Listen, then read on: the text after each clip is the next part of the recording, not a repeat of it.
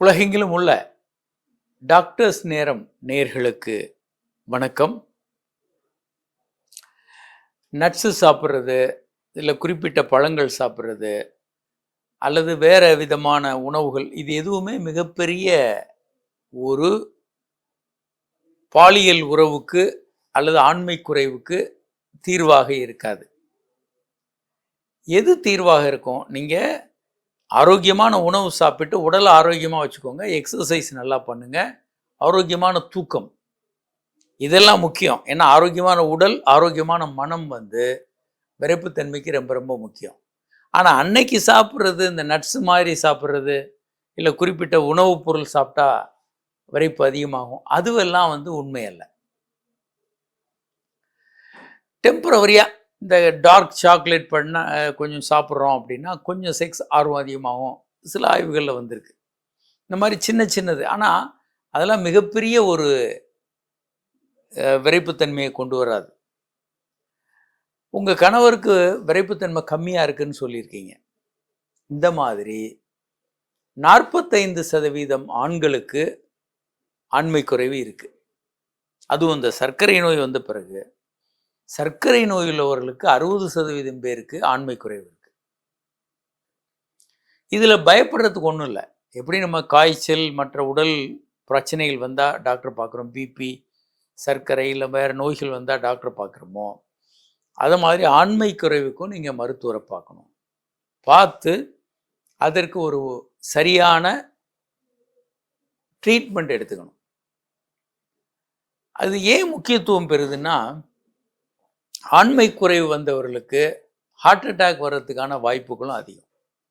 அதனாலேயே நீங்கள் ஆண்மை குறைவு வந்த உடனேயே ஒரு முழுமையான செக்கப் பண்ணிக்கணும்.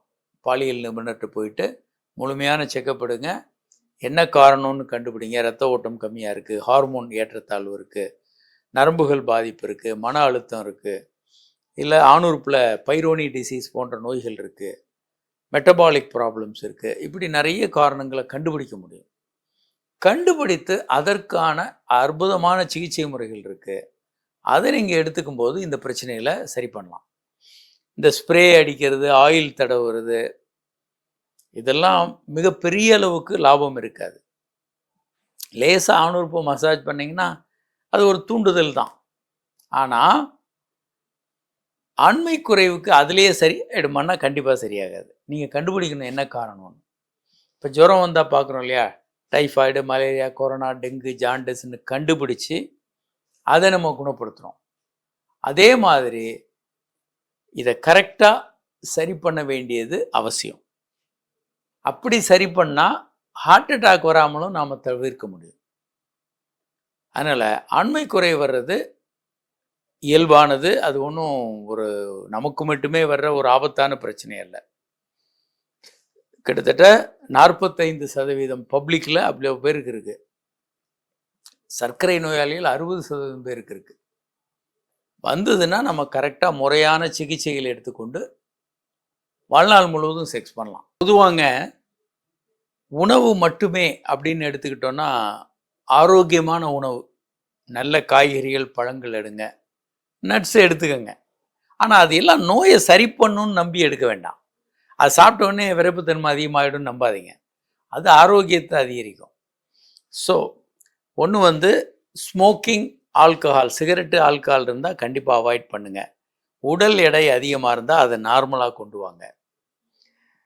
டயபெட்டிஸ், பிபி, இதெல்லாம் கொழுப்பு அதிகமாக இருக்குது, இந்த மாதிரி இருந்தால் அதை கண்ட்ரோல் பண்ணிக்கோங்க சரியான சிகிச்சை எடுத்து. உணவில் காய்கறிகள், பழங்கள் எல்லாமே எடுத்துக்கலாம். எக்ஸசைஸ் நல்லா பண்ணணும். கண்டிப்பாக ஸ்ட்ரென்த் எக்ஸசைஸ் பண்ணுங்கள். ஜிம்மில் அல்லது வெயிட் லிஃப்டிங் அந்த மாதிரியான எக்ஸசைஸ் நல்லது. 10,000 அடி நடக்கிறது நல்லது ஒரு நாளைக்கு. இளைஞர்களாக இருந்தால், வயதானவங்க கொஞ்சம் கம்மியாக இருக்கலாம். செக்ஸ் எப்பொழுதும் நீங்கள் நிறுத்த வேண்டாம். ஒரு ஒரு ஒரு பிரச்சனைக்கு அப்புறம் செக்ஸை நிறுத்திட்டு நீங்கள் ரீஸ்டார்ட் பண்ணும்போது சிக்கல் வரலாம். ஃப்ரீக்வெண்ட்டாக செக்ஸ் வச்சுக்கோங்க. குறைந்தபட்சம் வாரத்துக்கு 4 முறை செக்ஸ் வச்சுக்கிறது ரொம்ப ரொம்ப நல்லது. அதே மாதிரி க்ரீன் டீ நிறைய அதை பற்றி சொல்லிக்கிட்டு இருக்காங்க. அதில் ஆன்டி ஆக்சிடென்ட்ஸ், விட்டமின்ஸ் எல்லாம் நிறைய இருக்குது அப்படின்னு. அது ரெகுலராக எடுத்துக்கலாம்.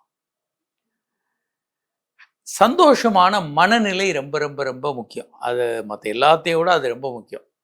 ஏன்னா நீங்கள் கோபமாக, வருத்தமாக, பதட்டமாக இருக்கும்போது விரைப்புத்தன்மை வராது.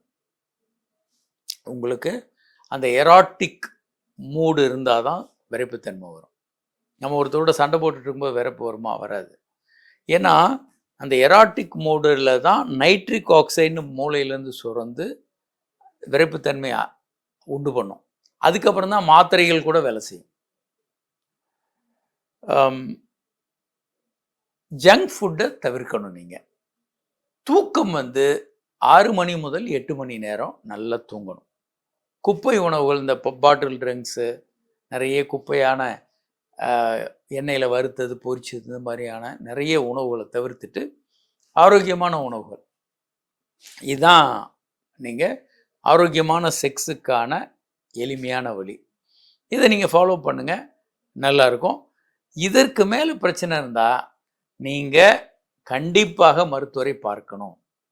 ஏன்னா அன்றைக்கி நீங்கள் எந்த மூலையில் இருந்தாலும் மருத்துவரோட ஃபோனில் பேச முடியும், வீடியோ காலில் பேச முடியும், நேராக பார்க்க முடியும். ஏன்னா நம்ம ஊரை விட்டு வெளியவே போகாமல் இருக்கிறது சில நேரங்கள் தேவைன்னா நம்ம மருத்துவரில் ஸ்பெஷலிஸ்ட் போய் பார்க்க வேண்டிய அவசியம் இருக்குது. கண்டிப்பாக ஒரு ஒப்பீனியன் அவங்ககிட்ட இருந்து வாங்கிக்கோங்க. அது ரொம்ப ரொம்ப அவசியமானது.